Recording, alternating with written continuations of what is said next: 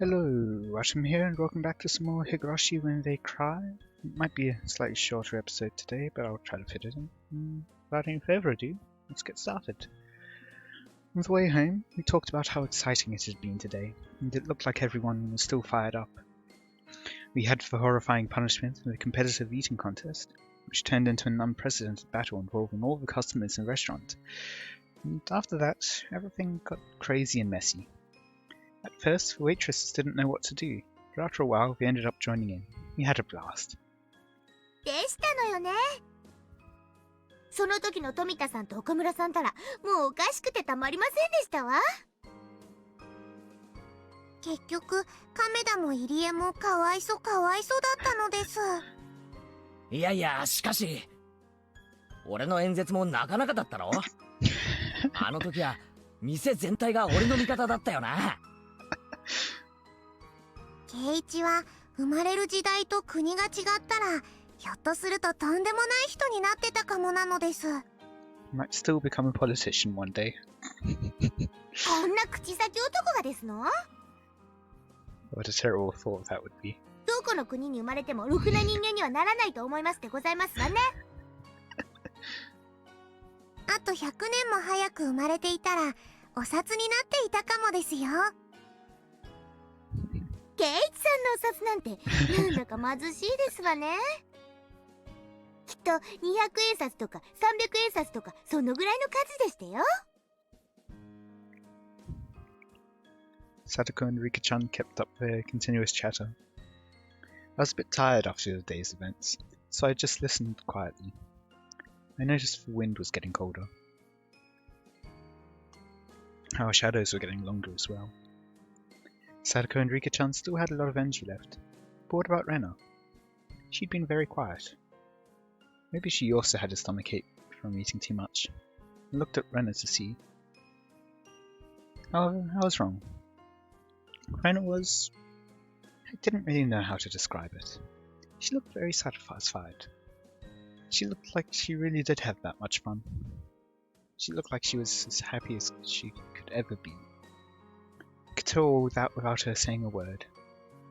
When I looked at her, it made me realize that the word fun wasn't enough to describe what we did today. 今日一日、本当に楽しかったな。圭一くんは？俺も最高に楽しかったよ。今日みたいなことが、明日や明後日もあればいいのになってくらいにさ。それはレナも同じかな。今日のお店の中での時間だけが永遠だったらいいなって思った。おお、詩的なことを言うな。圭一くんは思わなかった？ Rena didn't notice that I made fun of her. I might have been a little tactless. Suddenly, I regretted having saying it. いや、俺も同感だよ。でもね、圭一くん。別に今日だけが最高に幸せってわけじゃないんだよ。Cool wind blew through her hair. She smiled at me, and for some reason, she looked very mature. Her appearance made my heart skip a beat. Aww. 私たちのひなみ沢での日々は、どの一日だってかけがえのない大切で素敵な幸せな一日なんだよ。たとえ部活がお流れになっちゃって退屈な一日だったとしてもね。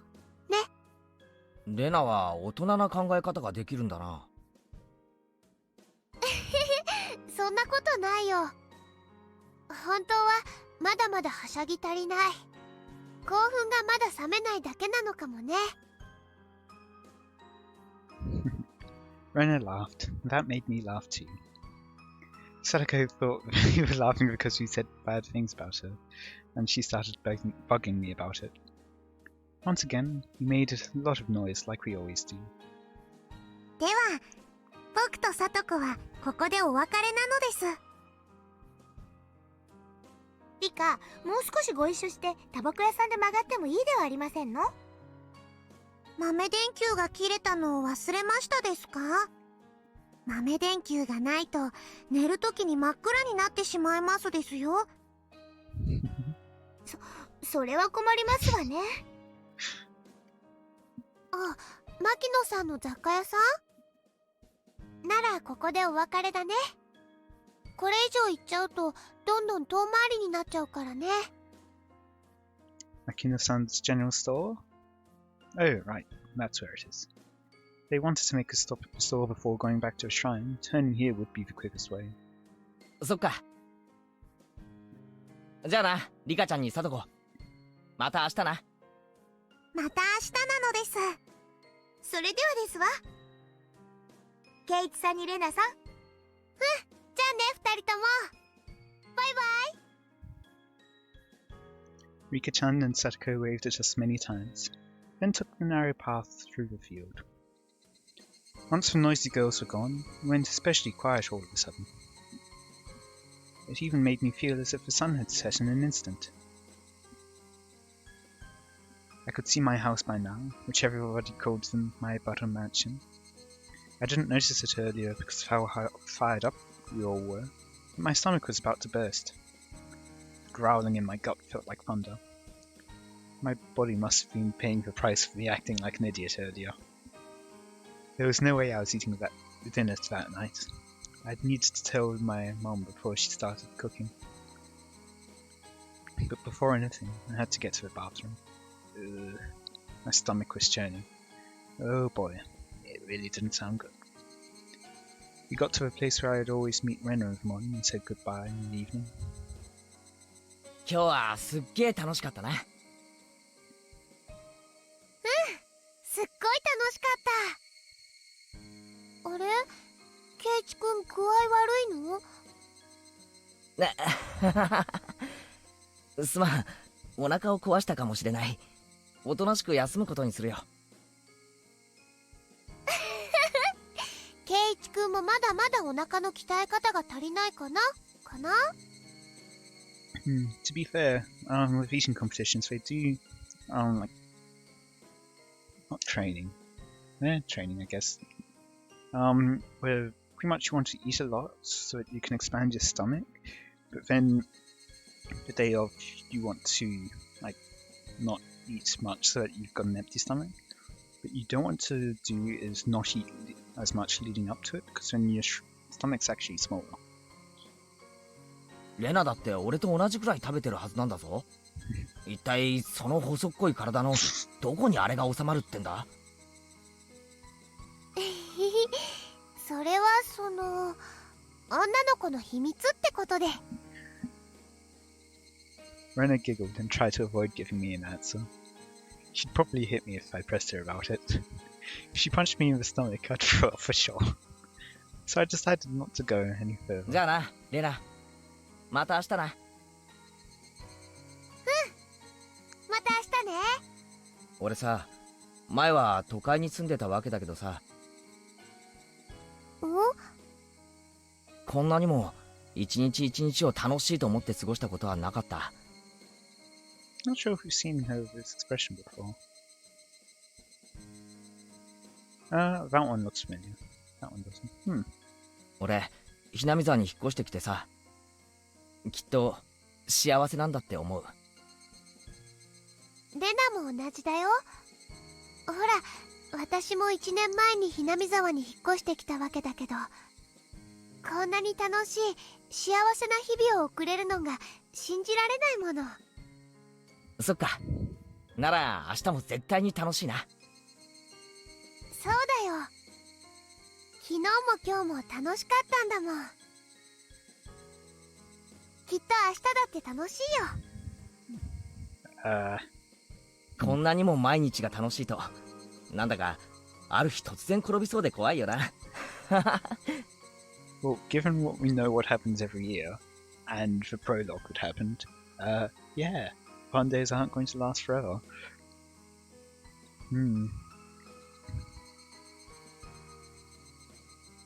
転ぶときはどんなに注意してても転ぶよ。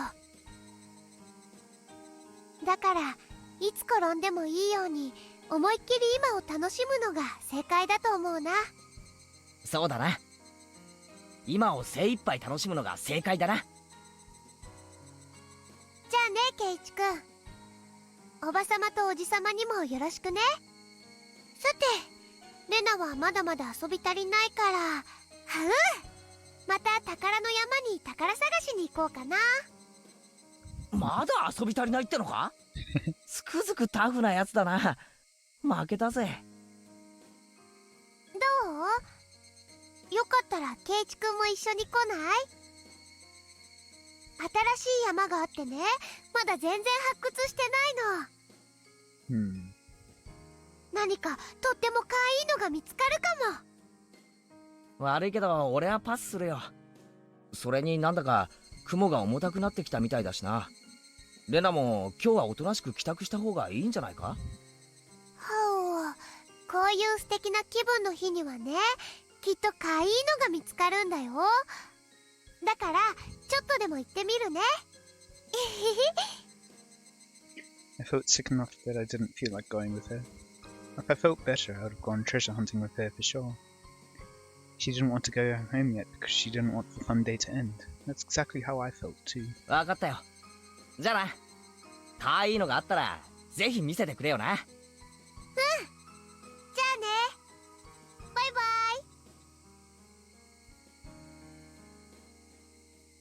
イ。Keiichi-kun waved over and over as if he didn't want to say goodbye yet. But after a while, he was gone. Well, I had to go too, because I was going to go treasure hunting. I love cute things. I had such a wonderful day today, but I'm sure I'm going to get lucky at treasure hunting.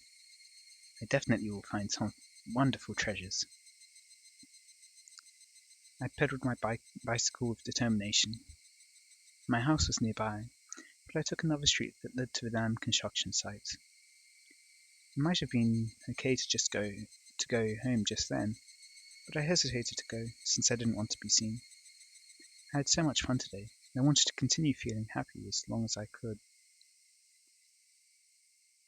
It was already getting late, but I felt like it was getting dark faster than usual.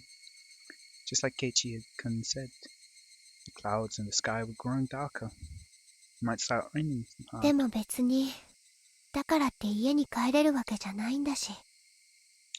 So, yet another person that doesn't like it at home? Stop it, Rena.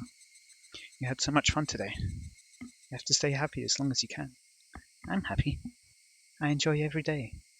Rena, say it. Say the magical words. Oh. Don't be embarrassed. You're not dumb or anything. I might be able to enjoy every day even more if I were dumb. If so, dumb is what I'd want to be. 可愛いのあるかな？お持ち帰り。There, I said it. I'm sure I can find something cute. As long as I believe it's cute, anything can be that way. I should fill my heart with happy memories of today and yesterday. I should look forward to the happiness I'm going to receive tomorrow, the day after tomorrow too. I see. So that's the whole reason why she finds all weird things cute. Because she wants to make the most out of every day, and so she'll just decide that it's cute.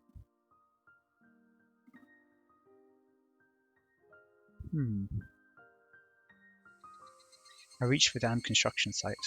A mountain of trash lay before me. I parked my bicycle and walked down the mountain of trash and scrap. This place is my castle. It would be incredible if anyone else came to this mountain of trash. I've come here many times and I usually stay for a long time, but I've never seen anybody walk by. This place is the village's blind spot. I heard that many people came here all the time during the dam wars, but it was abandoned after that. The villagers no longer needed to come here, and some people even forgot about it entirely. It seems like they dump trash here at midnight, but I've never seen a truck actually dumping trash, at least. If they dump new trash more often, it would give me more time to kill, but it looks like it's not going to happen for a while. I walked down the slopes of the trash pile, all the way down to the bottom, and headed behind another pile. Nobody ever comes here. I've come here many times, and I usually stay for a long while, but nobody has ever come to mess up this place. Not even the other kids from my school come here. They all believe that the arm of the manager of a construction site is buried somewhere in the trash piles, and they also believe the whole place is haunted. They told me that a ghost with one arm still wanders around here, looking for its missing limb. Sadly, I haven't seen the ghost either. I'm not scared. In fact, I'd rather like to meet him. I wouldn't mind helping him find his arm. If he's feeling lonely, I'd want him to be my conversation partner. Aww. There's a station wagon buried in the trash pile. It doesn't have tires, but other than that, it looks like a station wagon. This station wagon is my secret hideout. Unfortunately, the sliding door and rear doors don't open. So whenever I want to get in, I have to enter the car from the passenger seat and crawl into the back from there. Of course, I take off my shoes at the passenger seat. When you look at it from the outside, it's just a dirty abandoned car. But on the inside, it's nice and clean, because I'd swept it out and decorated it a little. That took me a long time. The back seats are lying flat because I wanted to have as much space as possible. I found a mattress in the trash pile and put it into that space instead. It was a bit dirty, so I brought a bedsheet from home and covered the mattress with it. Put my favourite cushions on top, and with that it turned into a perfect bed. I put cushions and stuffed animals everywhere. That's not all, look at this. I have a bunch of sweets here too. I have a bag of fruit candy in 4 different colours, and some cookies. If they're going bad, I'll have to throw them away. My bear-shaped water bottle is empty. When I come here to spend some time on Sundays, I usually bring this water bottle with some sweetened tea in it. I have a box of tissues, a flashlight, extra batteries, and other daily necessities in here. I also have a few books to read in order to kill some time while I'm at it. And I have this. What do you think this is? Look! Ta-da! My hideout is suddenly lit up, thanks to the table lamp. Huh. There's an electric outlet on the side of an old nearby construction office. I thought they'd have cut the power years ago, but to my surprise, I was wrong. Electricity is still being supplied to the outlet. When I found tons of extension cords, I came up with the idea of connecting them all and make the electricity come all the way to my hideout. Now I can spend time here comfortably with some sweets, books and lights. If I wanted to, I might be able to spend a night here. Okay. From the whole description, I expected that she already had. But I may catch a cold since it gets very cold at night. Ahaha. See? This is a nice, very nice hideout, isn't it? At first, I thought somebody would find it and mess with it. But that hasn't happened so far. That's because nobody comes here, and everybody forgot about this place. That's how this place became my perfect secret hideout. Fortunately, I ate so much today that I'm still full. I can tell them that I was playing with my friends at her house and ate dinner there. I'm going to stay here for a while and relax. I'm going to treat myself. I loved the water gun battle yesterday. My heart had been pounding when I fought one-on-one with Keiichi-kun. I also had great fun at Angel Moor today. I'd never experienced such a crazy game with so many people in my life. I was still feeling the after effects, but I was sure I would have a dream about it tonight. That was why. I wanted to bask in these happy feelings before she goes home and can't. That was why I'm going to treat myself in here. I should take off my shoes and stretch my toes. I should cherish the time when I can be myself.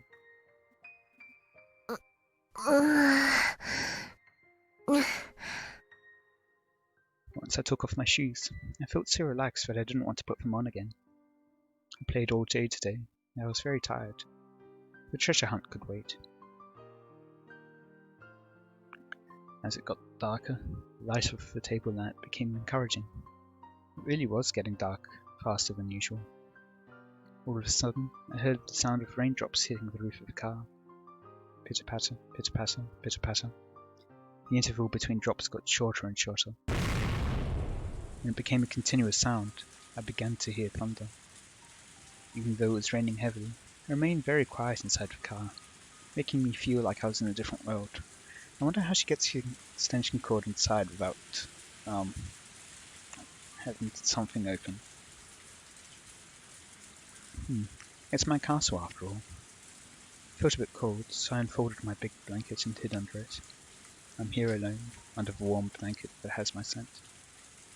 And though nobody knew where I was at the moment, and I feel like I was left alone in the heavy rain, I could still feel secure and free from anxiety for some reason. I felt like this heavy rain was keeping my enemies away from my castle. I liked it that way.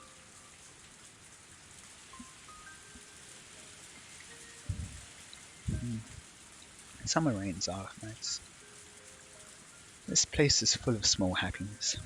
It's full of my favourite things. And that's why I'm happy whenever I'm here.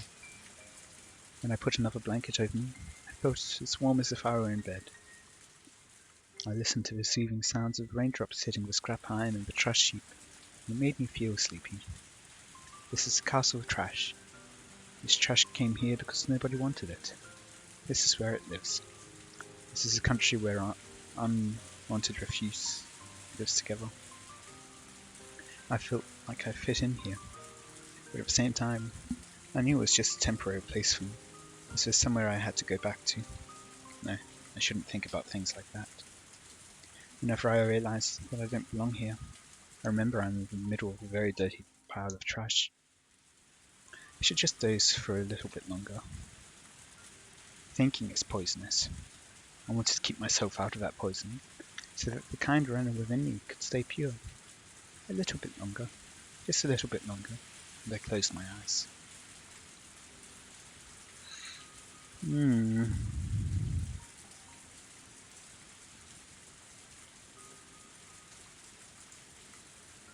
Wonder if anyone else knows.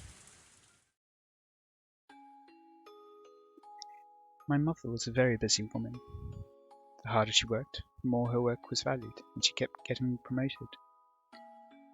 She sought to go higher and higher. She was always shining, and she was my hero. My mother started her career as a fashion designer at a small clothing factory in Okonomiya. My father was a designer too. They met through their jobs and soon got married. They lived in a small apartment in Okonomiya. But they moved to my grandma's house, our current house in Hinamizawa, when she got pregnant with me. We lived there until right before I went to elementary school. Now that I think about it, that was the happiest time of my life. I felt happy every day and believed without a doubt that tomorrow would be the same. I was so happy that I took it for granted and didn't even feel the happiness. I really did feel happy every day. I was small at that time and didn't really understand what was going on, but it seemed like the company my parents were working for was having financial difficulties. So my mother and a few other young designers started talking about leaving the company and going independent. After many things happened and the situation grew complicated, they got an offer to work at a big design firm in Ibaraki, and they took the offer. At that time, I heard my mother saying many difficult words like limited partnership and business alliance. But in short, what she wanted to do was move to Ibaraki. My mother and her peers were hired because their talent and experience made them immediate assets at their new company. So I'm guessing her mother doesn't like her for pretty much forcing them to have to go back to Hinamizawa. That would be my guess, maybe? However, my father wasn't one of them. Unfortunately, my father wasn't as talented as my mother was. So, moving to Ibaraki meant that my father had to give up being a fashion designer. My mother's new company had high expectations of her talent and promised her a responsible project.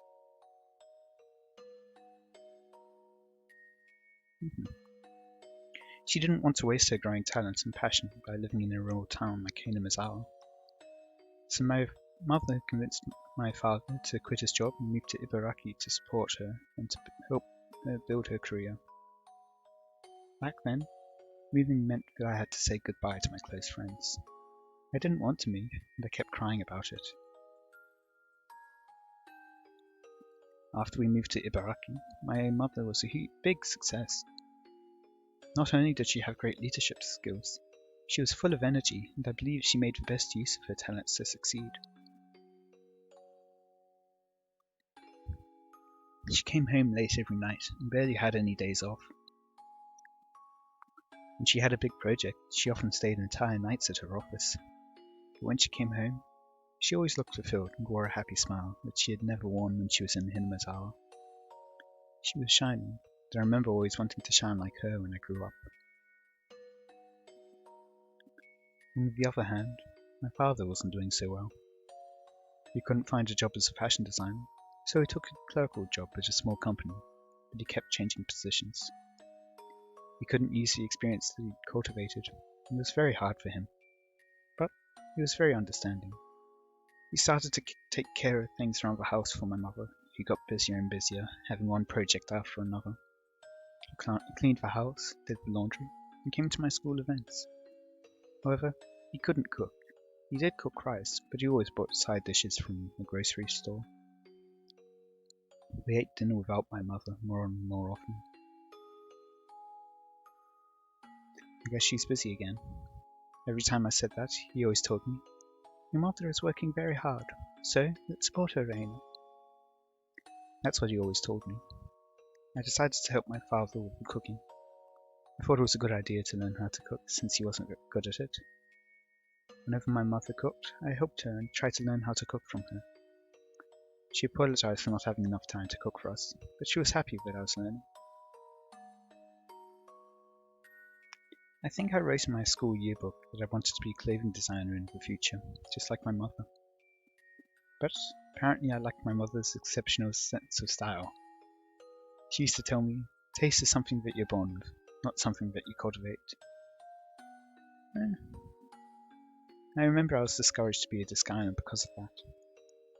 That's why I decided to reach her by getting better at things she wasn't so good at, instead of trying to be like her.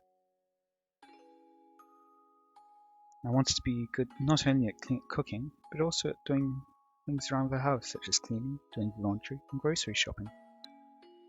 I remember my father was really happy that I did all that for him, because he wasn't good at it at all. He couldn't find a job and spent a lot of time at home, so he seemed to enjoy spending time doing the housework with his daughter more than anything. I started to become better and better at filling in for my mother, and she started to get too busy to do any of the housework at all, and she moved on to a more responsible position at her job. She took me out to many places, as if to compensate for leaving me alone all the time. She used to say, "Let's go eat something delicious without telling your father," and took me out to a restaurant. She took me to high-class restaurants and amusement parks. Sometimes it was only me and my mother. Sometimes it was with her friends from work. She took me to a beach barbecue one summer with those friends. I was introduced as her daughter, and every one of them pampered me. I still remember there was this one guy who particularly doted on me. He was a good-looking young man. I called him uncle once and he got mad at me. He was nicely tanned with dyed brown hair. This young man often came with us when we went out. When my mother took me somewhere, she usually made several phone calls for her work during the day. Sometimes she took me out to a place where she could also do her work at the same time.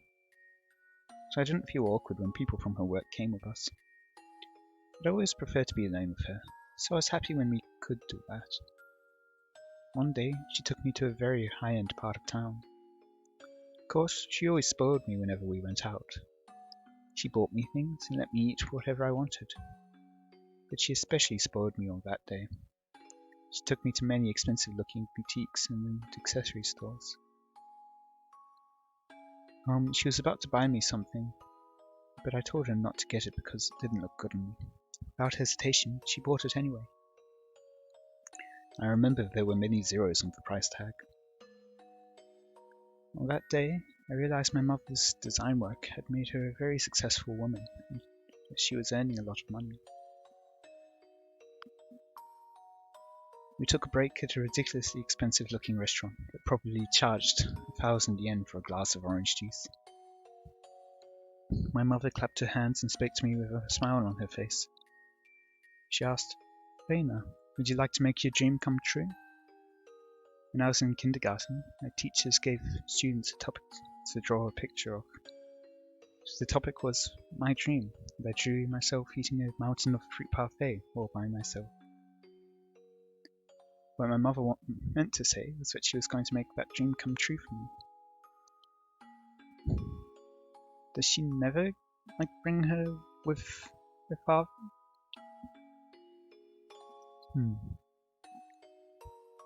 It was a normal day. It wasn't my birthday or anything. But since my mother always spoiled me when we went out together, I didn't feel awkward about it at all, and accepted her offer with a happy smile. There were 5 or 6 fruit parfaits in front of me. I remember it looked exactly like the world I drew, and I felt like I was floating in that dream world. Something's about to happen, isn't it? It was too much for us to finish, but we dug our spoons into it as if we were playing in the mud, and we really enjoyed eating it together. It was my first time to experience getting full by eating only fruit parfaits, and I remember I was very happy. I enjoyed tasting the happiness and chatting with my mother. レイナちゃん、この間映画とお食事に行った時、一緒だった人のことを覚えてる？秋人おじさんだっけ？お兄さんって呼ばないとぶたれる。レイナちゃんは秋人さんのこと好き？嫌い。いつもレイナのことからかうもん。それは大好きだからちょっかいを出してるのよ。バーベキューの時はとっても仲良くしてたじゃない。たまには仲良しかなかな。 My mother laughed. I didn't know why she brought up the subject, but I didn't really pay attention to it because I was too young. I really hope that, my first idea when it first said he was there often is true. I really hope it isn't true. Now that I think about it, she was breaking the news. I just didn't notice it. ねえ、レイナちゃんはお母さんとお父さんとどっちが好き？お母さん。 It wasn't that I hated my father or anything, but I thought giving her that answer was appropriate since after she spoiled me so much. もしもお母さんとお父さんが別々のお家に住むことになったら、レイナはどっちのお家に住みたい？